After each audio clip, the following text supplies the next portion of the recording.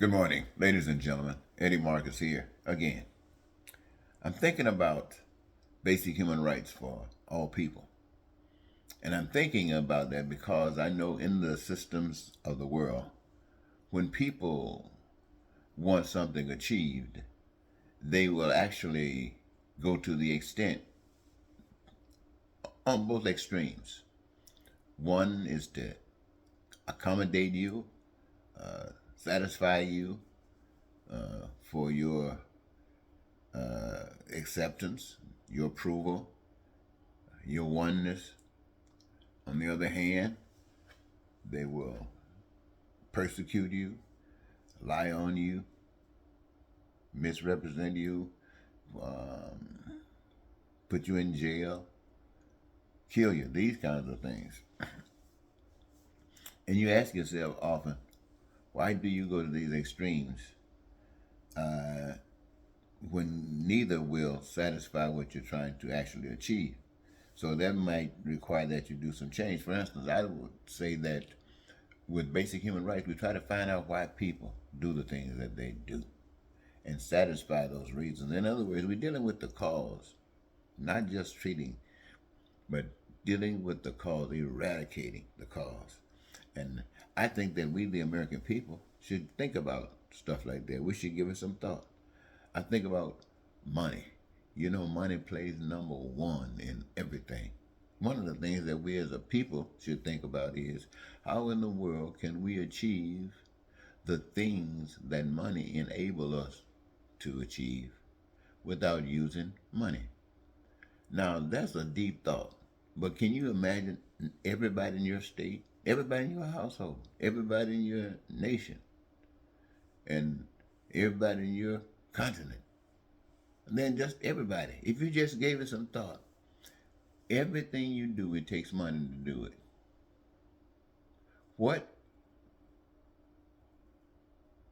would happen if we eliminated money? Or how can we achieve everything we've always used money to achieve and achieve things that we even haven't approached but we know would require money? How can we do that without the usage of money? What would have to happen? What changes would have to be made? Man, wouldn't that be a heck of a thought?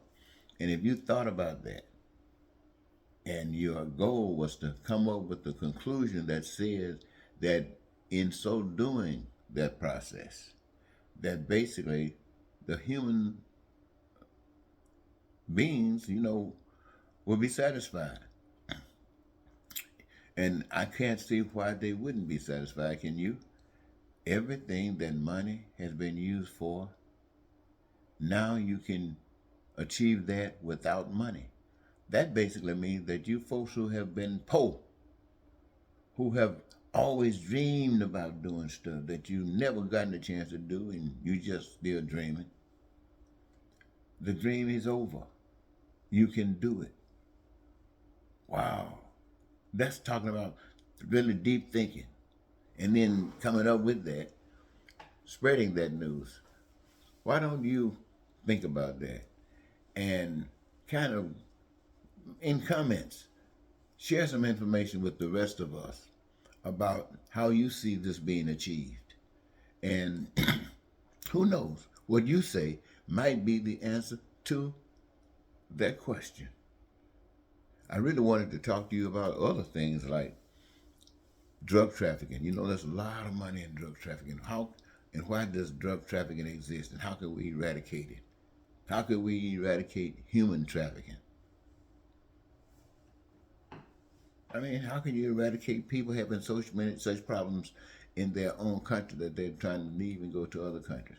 How can we take care of that? I mean, what would be involved? I believe that there's a lot of us here, but I think we can come up with an answer because I keep hearing somebody talking about the president of the United States had got plans about how to deal with the border, and you got another man telling everybody he doesn't want anybody to touch that border because he's going to be the next leader of this country. And everybody in this country knows that he represents everything that this country has denounced. And yet they make sure his voice is heard every day. Somebody say, well, the courts haven't adjudicated the situation. The court doesn't have to adjudicate common sense. Every last one, American saw what's going on. They might not interpret it right, but they saw it. And they know doggone well that this guy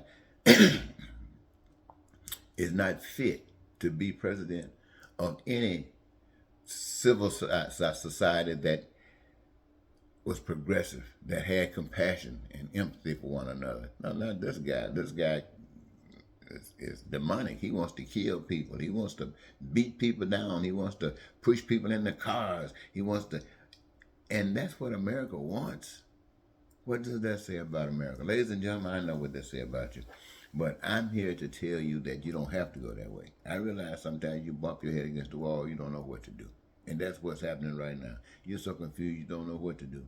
And nobody's giving you any information about the positive side, about a side that works for Republicans and Democrats, that works for blacks and whites, that works for men and women, that works for the straight and the gay. Nobody's telling you that. And if somebody's trying to tell you that, the sources that could get that message to you aren't doing it. They'd rather get up and tell you about a monster. And then when they present this monster as though he's not a monster, but he is the second coming of a solution.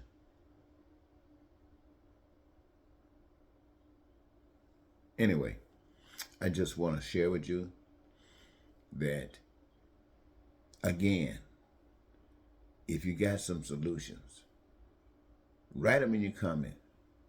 Help us. Help us. Help us. I'll talk with you later. And just before I go, I'd like to share with you the pondering. You see, when you think about the whole population, we recognize that there are people who are for violence, and there are people that are for nonviolence. We recognize that there are people who would look at the other side as if it is from the pit of hell, meaning that there's nothing good about it for some people. It's something good for some people. That's how they keep it going. But they also keep it going by it not being good for other people. Now, there are those who believe in that nonviolent stuff. They don't believe in this forcing. They believe in, let's go to the other extreme of doing what is proper to do. And yet, for some strange reason, even in wanting to do that or trying to do that, the opposition see that as one of the worst things that could come from the pit of hell, because it does not satisfy the others. Now, why is that happening? Why is it that some people can want something and it causes so much pain and suffering to others and it doesn't matter? Could it be the same reason that we speak the language that we speak? Because that's what we have been taught. And if we wanted to speak another language, we have to learn it. It doesn't just happen.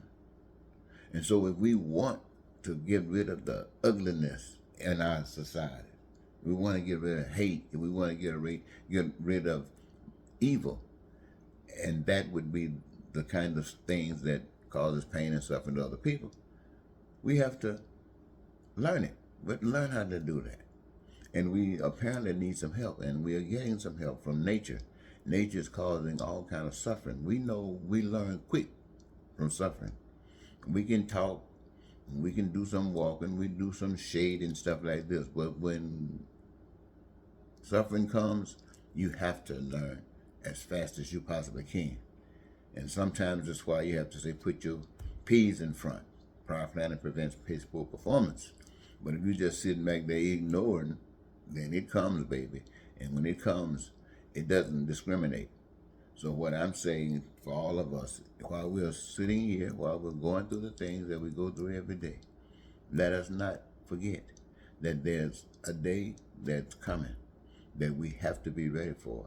And the best way to assure that you're ready for it is to start it before it comes. So I think I end with that. We need to try to solve our problems And by solving our problems, we have to be totally familiar with them. So we have to think about them. We have to talk about them. We have to debate them. We have to strategize for whatever. And then we must share with one another. And we must determine the goals which we're going to seek all over again. Because that which we've accepted from the past, let me say that again, that which we have accepted from the past is not working to the end of all of us. It might be working for some, but it's not working for all of us. So let's take care of this, okay?